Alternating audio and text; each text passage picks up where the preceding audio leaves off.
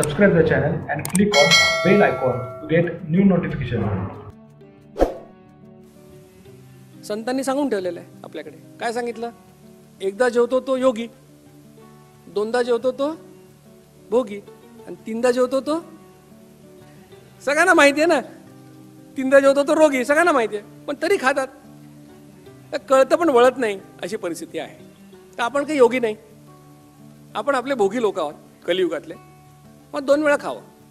आता तुम्हाला मी diet plan सांगतोय की डाएट प्लॅन काय नेमका आमचा साधा सोपा डाएट प्लॅन आहे. कडक भूक लागण्याच्या 2 वेळा ओळखा आणि त्या 2 वेळात जेवा. कडक भूक म्हटलं की काही लोकांनी एकमेकाकडे बघितलं म्हणजे काय, कारण आयुष्यामध्ये कडक भूक लागायचा अनुभवच घेतलेला नाही. भुकेच्या आधीच खातात. खूप लोकांना विचारतो मी तुम्ही का खाता, मग लोक काही सांगतात. ऊर्जेसाठी खातो, कोणी म्हणतं कॅल्शियम, कोण काय काय काय सांगतात. खरं कारण काय माहिती का, तुम्हाला मिळतं म्हणून तुम्ही खाता, बाकी दुसरं काही कारण नाही. पण मिळालं म्हणून आपण खातो, हे लक्षात घ्या. मग कडक भूक लागे, ज्याला कडक भूक केव्हा लागते समजतं तो नशिबान माणूस. त्या 2 वेळा जेवायचं आहे. ज्याला नाही समजत त्यांच्याकरता जगात 2 पॅटर्न आहेत. एक आहे सकाळी 9 संध्याकाळी 6, दुसरा पॅटर्न आहे दुपारी 12:30 1 रात्री 8:30 9. तर कुठल्या एका पॅटर्ननी चालू करून द्या. तुम्हाला 8 दिवसामध्ये ट्रायल अँड एररनी कळेल की आपली भूक 9ला नाही आहे 10ला आहे. त्याप्रमाणे एकदा तुमच्या वेळा ठरल्या की त्याच वेळेला जेवायचं. 15-20 मिनिटं मागे पुढे झालं तरी चालेल, पण आज 9ला जेवलं, उद्या 11ला जेवलं, परवा 4ला जेवलं तर काय होईल? कुठला सिग्नल सांगितला मी? स्टार्वेशन सिग्नल, आणि पुन्हा ढेरी बाहेर. म्हणून त्या ठराविक वेळेला जेवायचं. काही लोकांना आम्हाला भूक नसते, एखाद्याला असं होतं भूक लागत नाही त्यावेळेला. कमी खा, पण ती वेळ दौडू नका. तुम्ही 9ची वेळ असेल, भूक नाही तर ठीक आहे अर्धी पोळीच खा, पण त्या वेळेला खा. 2 वेळा जेवायचं, वेळा फिक्स ठेवायच्या. जेवणामध्ये गोड जेवढं कमी खाल तेवढं तुमच्या आरोग्यासाठी चांगलं आहे. कारण आपली जी म्हण आहे, साखरेचं खाणार त्याला देव देणार, त्याच्या पुढे डायबिटीस हे लक्षात ठेवा. कारण आता मॉडर्न सायंटिस्ट असं म्हणतात की insulin and sugar are responsible for diabetes.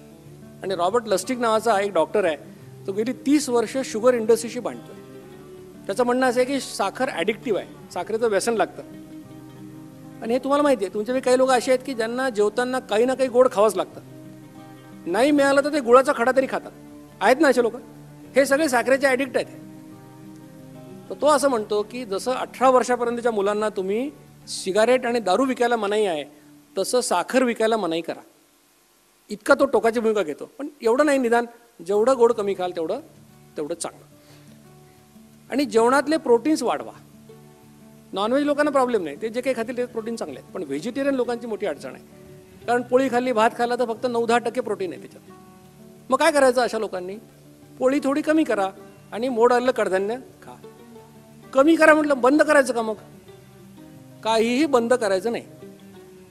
जगा वेगळं करायला काही जायचं नाही. मध्यंतरी पोस्ट फिरत होते, मी पोळी सोडली आणि माझं काय हे कमी झालं ते कमी झालं. पोळी खाणाऱ्या पंजाबमध्ये पण लठ्ठपणा आहे आणि भात खाणाऱ्या केरळमध्ये पण लठ्ठपणा आहे. आणि बॅलन्स डाएट खाणाऱ्या अमेरिका आणि भारतामध्ये सगळ्यात लठ्ठपणा जास्त आहे. त्यामुळे काय खाता यायला फारसं महत्त्व नाही आहे. तर प्रोटीन वाढवा, कार्बोहायड्रेट थोडे कमी करा, हा एक सल्ला आहे. एकदा जेवायला बसलात की जेवण 55 मिनिटात संपवा. खूप लोक लगेच 2-3 दिवसांनी मला फोन, सर आमचं जेवण 15 मिनिटात संपतं, 55 मिनिटं कसं काय खायचं? लोक त्यांना हवं ते बरोबर ऐकतात. मी असं कुठे म्हटलं का की 55 मिनिटं खा? मी म्हटलं जास्तीत जास्त वेळ 55 मिनिटे. का? कारण पुढे गेलात तर इन्शुलिन परत पडणार आहे आणि आपल्याला इन्शुलिन जास्त वेळा तयार नाही करायचं, एकदाच तयार करायचं. म्हणून 55 मिनिटात जेवण संपवा.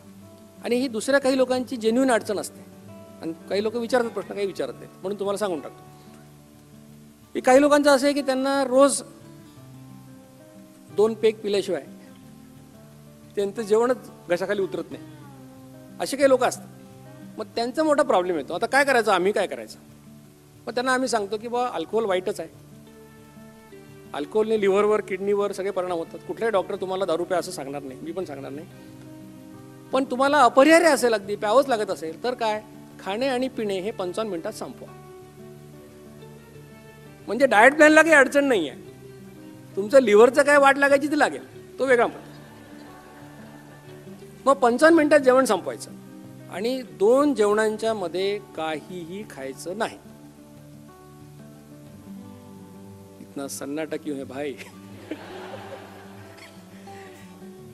हे या व्याख्यानातलं सगळ्यात क्रूर वाक्य आहे असं लोकांचं म्हणणं आहे की 2 जेवणांच्या मध्ये काही खायचं नाही. पण इलाज नाही. तुम्हाला जर वजन कमी करायचं असेल, मधुमेह टाळायचा असेल तर हे तुम्हाला करावं लागतं. मग आता 2 जेवणांच्या मध्ये काय घेतलेलं चालतं? खूप लोक म्हणाले चला काहीतरी आहे थोडंसं. पण लक्षात घ्या, तुमचं ध्येय असं असायला पाहिजे की 2 वेळा जेवणे आणि मध्ये पाणी पिणे हे ध्येय असायला पाहिजे. हे सगळ्यात बेस्ट आहे. याचे तुम्हाला उत्तम रिझल्ट मिळतील. 2 जेवणाच्या मध्ये कुठले पदार्थ अलाउड आहेत आणि का आम्ही अलाउ केले? कारण हे पदार्थ खाल्ल्याने इन्शुलिन निर्माण होत नाही शरीरात, असं आम्हाला प्रयोगांमुळे लक्षात आलं. ते समजण्यासाठी मी 18 पदार्थ खाल्ले, 54 वेळा ब्लड दिलं, 40,000 रुपये खर्च केले, तेव्हा ते शहाणपण आलं. मग कुठले कुठले पदार्थ चालतात? पाणी चालतं, हवं तेवढं प्या. घरी बनवलेलं पातळ ताक, म्हणजे 2 चमचे ताकामध्ये ग्लासभर ताक बनवायचं, 2 चमचे दह्यात, आणि ते हवं तेवढं पिऊ शकता. तुम्हाला आवडत असेल तर ग्रीन टी, ब्लॅक टी चालेल, किंवा 25% दूध, 75% पाण्याचा पातळ चहा. कुठल्याच पदार्थामध्ये साखर, शुगर फ्री टाकायचं नाही, कारण शुगर फ्रीने पण इन्शुलिन तयार होतं. शहाळ्याचं पाणी चालेल, मलाई खायची नाही. लगेच 40 रुपयाचं शहाळं आणलं, वाया कशाला घालवायचं?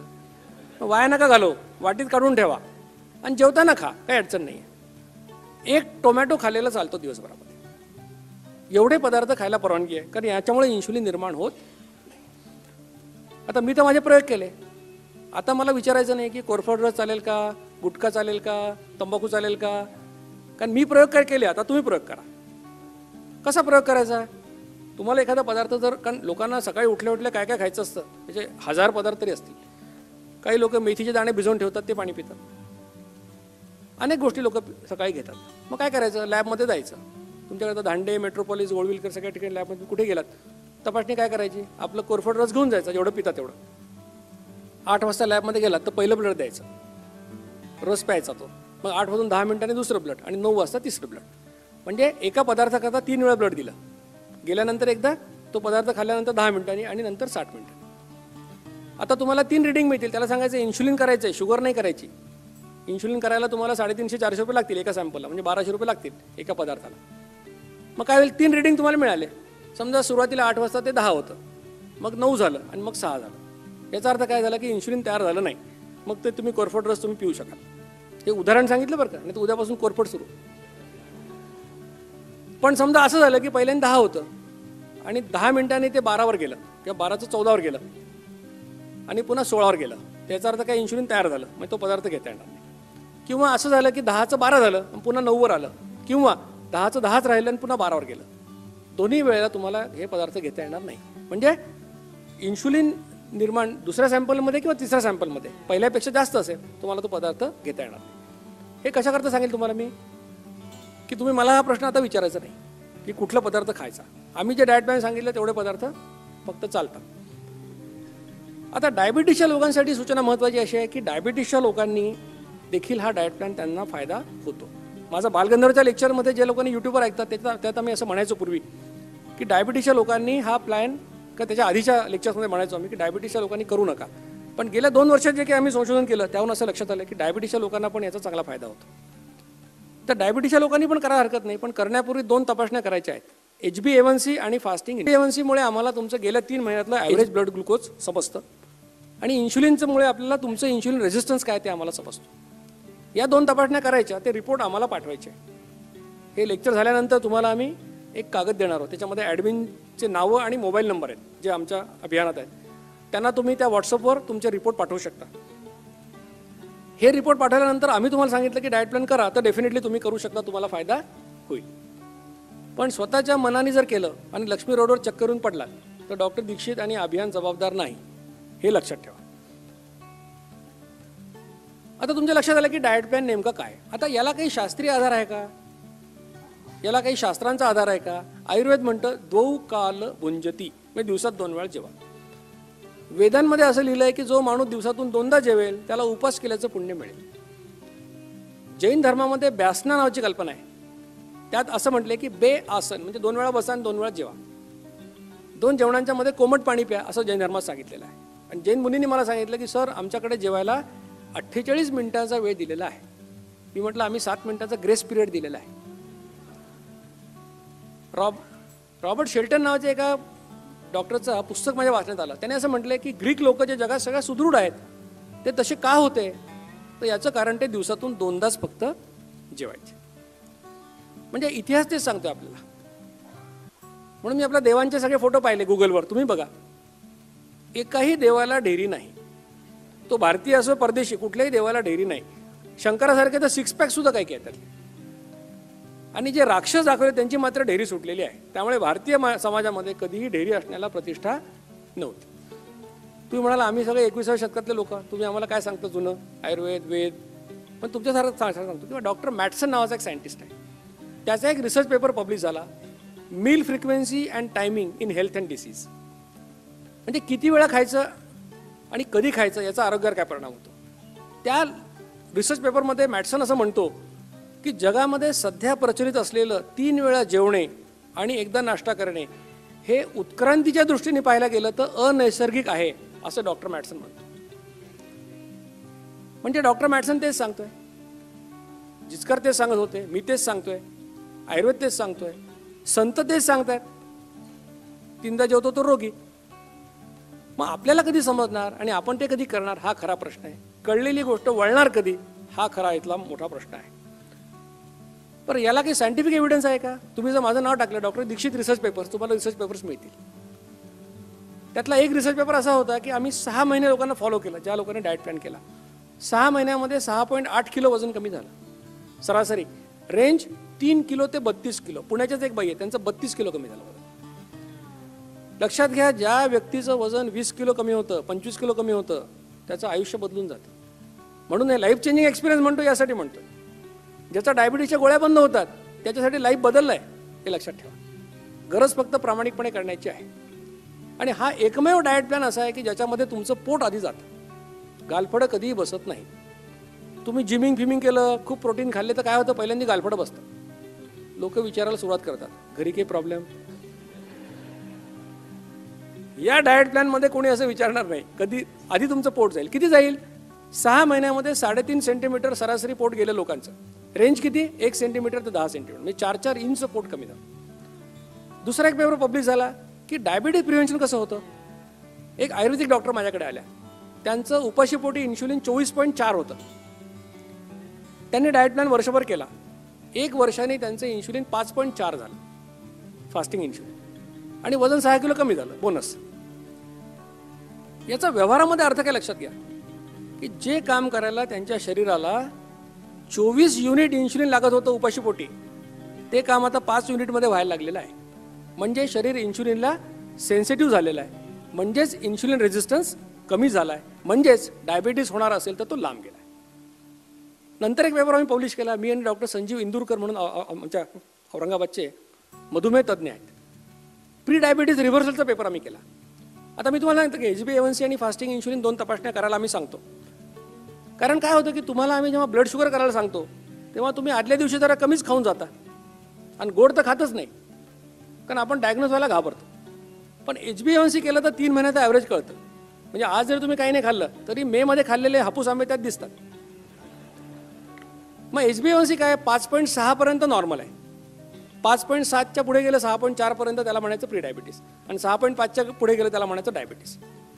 फास्टिंग इन्शुलिन निरोगी माणसं तर 10च्या खाली असायला पाहिजे, 0च्या जवळ पाहिजे खरं तर, पण 10च्या खाली पाहिजे. 10च्या वर गेलं त्याला प्री डायबिटीस आम्ही म्हणतो. तर अशा प्रकारे तुम्ही जर या तपासण्या, मग आम्ही काय केलं, प्री डायबिटीसचे किती 48 लोक घेतले ज्यांचे HbA1c 5.7 ते 6.4 होतं, आणि त्यांना आम्ही सांगितलं की डाएट प्लॅन करा.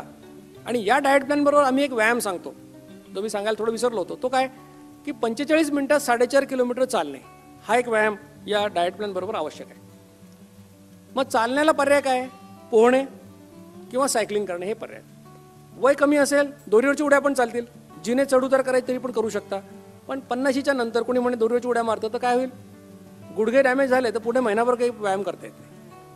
म्हणून चालणं हा साधा सोपा व्यायाम आहे, इंजुरी त्यात होत नाही. मग या लोकांना मी काय सांगितलं की डाएट प्लॅन करा आणि 4.5 किलोमीटर चाला. या सगळ्या लोकांनी ते केलं आणि 3 महिन्यामध्ये हे सगळेच्या सगळे लोक नॉन डायबिटिक झाले. म्हणजे उद्या तुम्ही तपासणी केल्यानंतर तुमच्या लक्षात आलं की आपलं HbA1c प्री डायबिटिक रेंजमध्ये आहे, तर घाबरू नका. कुठल्याही डॉक्टरकडे जाण्याची आवश्यकता नाही. 3 महिन्यात तुम्ही हा डाएट प्लॅन करा, तुम्ही नॉन डायबिटिक व्हाल, हे मी तुम्हाला खात्रीने सांगतो.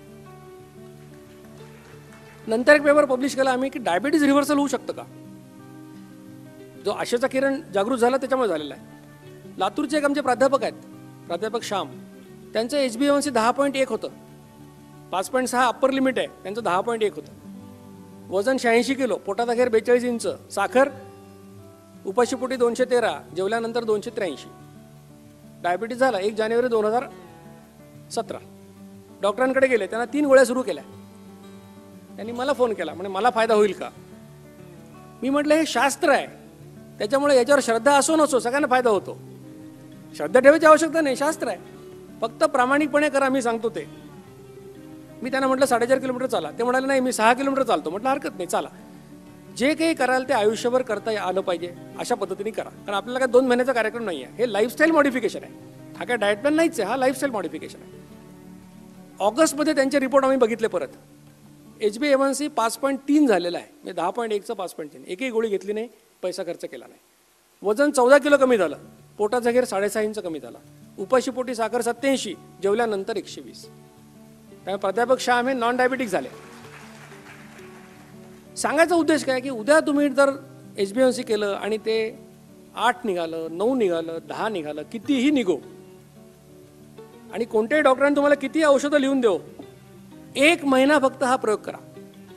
1 महिन्यात तुमचे डॉक्टर्स म्हणतील की तुमचं जरा इम्प्रूव्हमेंट दिसते, वाटलं त्या गोळ्या घ्या आणि घरी ठेवून द्या, घेऊ नका, आमचे संपर्क साधा फक्त. अशा प्रकारे अनेक पेपर पब्लिश झाले. मग माझ्या असं लक्षात आलं की डायबिटीसच्या पेशंटचं नेमकं काय चाललंय. आता ज्या लोकांनी डायबिटीसच्या लोकांनी हात वर केले त्यातल्या कोणालाही प्रश्न विचारला, आम्ही असा अभ्यास केला. डायबिटीसच्या लोकांना आम्ही त्यांची प्रगती विचारली, 1000 पेशंटचा अभ्यास केला. काय प्रगती आहे. डायग्नोज झालो तेव्हा फक्त मेटफॉर्मिन चालू होतं, 2 वर्षांनी गोळ्यांचे डोस वाढले, 4 वर्षांनी ग्लिपिराइड ॲड केलं, 8 वर्षांनी पायग्लिडाझोन ॲड केलं, 12 वर्षांनी इन्शुलिन चालू केलं, 15 वर्षांनी किडनी डॅमेज, 18 वर्षांनी डोळे गेले. हीच प्रगती आहे ना सगळ्यांची. असं कोणी आहे का जो म्हणतो माझ्या 4 गोळ्या चालू होत्या आता 2 गोळ्या चालू आहेत. असं कोणीच नाही आहे. मग इतके बुद्धिमान डॉक्टर आपल्याला ट्रीटमेंट देत आहेत, मग असं का घडतं डायबिटीसमध्ये.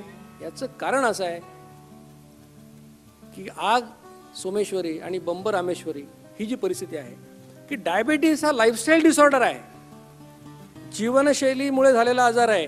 याचं उत्तर कुठे मिळणार आहे. जीवनशैली बदलातच मिळणार आहे, गोळ्या औषधामध्ये मिळणार नाही. आणि आमचं डायरेक्शन सगळं गोळ्या औषधांकडे आहे, त्यामुळे ही भयंकर परिस्थिती निर्माण झालेली आहे. जोपर्यंत तुम्ही लाईफस्टाईल मॉडिफाय करत नाही, आणि हे जागतिक संशोधनामध्ये सिद्ध झालेलं आहे की डायबिटीज प्रिव्हेन्शनमध्ये गोळ्यांपेक्षा लाईफस्टाईल मॉडिफिकेशन हे जास्त इफेक्टिव्ह आहे. त्यामुळे या अभियानाचं आमचं ध्येय काय. तुम्हाला जर डायबिटीस झाला आणि तुम्ही डायबेटॉलॉजिस्टकडे गेलात, त्यांनी तुम्हाला काय सांगावं की गोळ्या औषधांचं नंतर बघू, आधी 2 वेळा जेवा आणि 4.5 किलोमीटर चाला. 3 महिन्यात तुमच्यावर जर चांगला परिणाम नाही दिसला तर मग गोळ्या द्यायचा का आपण विचार करू, असं कोणी सांगायला पाहिजे. डायबेटॉलॉजी सांगायला पाहिजे, असं आमचं ध्येय आहे. आणि हा देश आपला आणि हे विश्व हे या दोन्ही आजारापासून मुक्त व्हावं असं आमचं ध्येय आहे. तुमच्याकडनं माझी अपेक्षा काय. माझ्यावर विश्वास ठेवू नका. मी जे सांगितलं ते जर तुम्हाला शास्त्र आहे असं वाटलं, जे तुमच्या तर्काला पटलं, तर उद्यापासून हा प्रयोग सुरू करा. लक्षात घ्या, कुठल्याही डाएट प्लॅनचा इफेक्ट यायला 3 महिने लागतात. मध्ये अर्ध्यात सोडू नका, कारण 8-10 दिवसात काही होणार नाही आहे. 3 महिने प्रयोग करा. 3 महिन्यांनी तुम्हाला कोणी काही कन्व्हिन्स करायची आवश्यकता नाही, तुम्हीच लोकांना सांगायला लागा. तुमच्या आयुष्यातले फक्त 3 महिने मागतोय. 3 महिने तुम्ही इतके अनेक प्रयोग केले असतील वर्षानुवर्ष, 3च महिने फक्त प्रयोग करा. 3 महिन्यांनी तुम्हाला फायदा झाला की या अभियानामध्ये आमच्याबरोबर सामील व्हा, असं मी तुम्हाला आवाहन करतो. बाकी तुम्ही काय आमच्या संशोधनामध्ये मदत करू शकता, व्याख्यानं आयोजित करू शकता. आत्ता जे माझ्याबरोबर लोक होते, डॉक्टर वेदा आहे, संतोष आहे, शिल्पा आहे, अर्चना, हे सगळे लोक, तुम्हाला जर व्याख्यान पाहिजे असेल तुमच्या कॉलनीमध्ये 50 लोक जमणार आहेत, महिला मंडळ आहे, युवक मंडळ आहे, आमचे लोक कुठेही येऊन व्याख्यान घ्यायला तयार आहेत. त्यांची तुमच्याकडनं अपेक्षा काय आहे की जायचा याचा फक्त खर्च द्या, त्यांना भुर्दंड नको बसायला, एवढंच. पण हे सगळं करायला आम्ही तयार आहोत. तर हे तुम्ही नक्की करू शकता. आमच्या व्याख्यानाला लोक येऊ शकतील. आता महत्त्वाची गोष्ट हे व्याख्यान देऊन तुम्हाला वाऱ्यावर सोडायची माझी इच्छा नाही आहे. तुम्ही आमच्या अभियानामध्ये सामील कसे होऊ शकता? आमचे व्हॉट्सअप ग्रुप आहेत, 134 ग्रुप आहेत जवळपास. तुम्हाला हे व्याख्यान झाल्यानंतर आम्ही एक झेरॉक्स कागद देणार आहोत. त्याच्यामध्ये ॲडमिनची नावं आणि त्यांचे व्हॉट्सअप नंबर आहे. तुम्ही काय करायचं की तुमचं नाव आणि तुम्ही कुठून आणि तुमचे रिपोर्ट्स HbA1c फास्टिंग इन्शुलिन त्याच्यावर त्या व्हॉट्सअप रिपोर्ट याच्यावर पाठवायचे. एका दिवसात तुम्हाला आम्ही आमच्या ग्रुपवर जॉईन करून घेतो. मग तुम्हाला आम्ही डाएट प्लॅनचा मेसेज पाठवतो, कारण तुम्हाला आम्ही weight loss, diabetic, pre diabetic ग्रुपमध्ये टाकतो आवश्यकतेनुसार, आणि तुम्हाला डाएट प्लॅनचा मेसेज देतो. या वेट लॉस ग्रुपवर तुम्हाला काय होतं, सक्सेस स्टोरी मिळते रोज सकाळी. कोणाचं वजन कमी झालं, कोणाचं डायबिटीस गेला, तुम्हाला उत्साह वाढतो. तुम्ही तुमच्या शंका विचारू शकता, तुम्हाला काही प्रश्न असतील तर ग्रुपवर टाकू शकता. 24 तासाच्या आत तुम्हाला त्याचं उत्तर मिळतं. ही अभियान म्हणून आमची कमिटमेंट आहे. आणि या व्हॉट्सअप ग्रुपवर गुड नाईट, गुड मॉर्निंग, पानं, फुलं, झेंडे, फळं काही टाकायला परवानगी नाही आहे. त्यामुळे याचा तुम्हाला त्रास होत नाही व्हॉट्सअप ग्रुपचा. आणि अशा पद्धतीने हे काम आता वाढत चाललं आहे. जवळपास 32 देशामधले 28,000 लोक डायरेक्टली आमच्या संपर्कात आहेत. यूट्यूबच्या लेक्चरच्या माध्यमातून लाखो लोक याच्याशी निगडीत आहेत. आणि मला खात्री आहे की इथे आलेला प्रत्येक माणूस तुमच्या फॅमिलीचा एक व्हॉट्सअप ग्रुप आहे. पहिलं काम काय करायचं तर व्हॉट्सअप ग्रुपवर आज लिंक पाठवून द्यायची दीक्षित सरांच्या लेक्चरची. जिथे कुठे कॅलिफोर्नियापासून कुठे लोक असतील चिपळूणपर्यंत सगळ्यांना कळू द्या की जगामध्ये साधा सोपा उपाय अवेलेबल आहे. गरज आहे फक्त तुम्ही प्रयत्न करण्याची. मला खात्री आहे की मी जे काही सांगितलं त्यातलं शास्त्र तुम्हा सगळ्यांना समजलेलं आहे. आणि हे काही रॉकेट सायन्स नाही आहे, हे सिम्पल आहे. आणि जगातल्या सगळ्या महत्त्वाच्या गोष्टी या साध्या सोप्या असतात, हे लक्षात ठेवा. गुंतागुंतीचा आपण त्याला करतो आणि मग कुठेतरी आपण भरकटतो.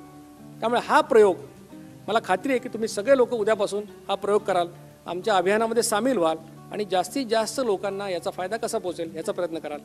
तुमचं पुन्हा एकदा मी आभार मानतो आणि माझे 2 शब्द संपवतो.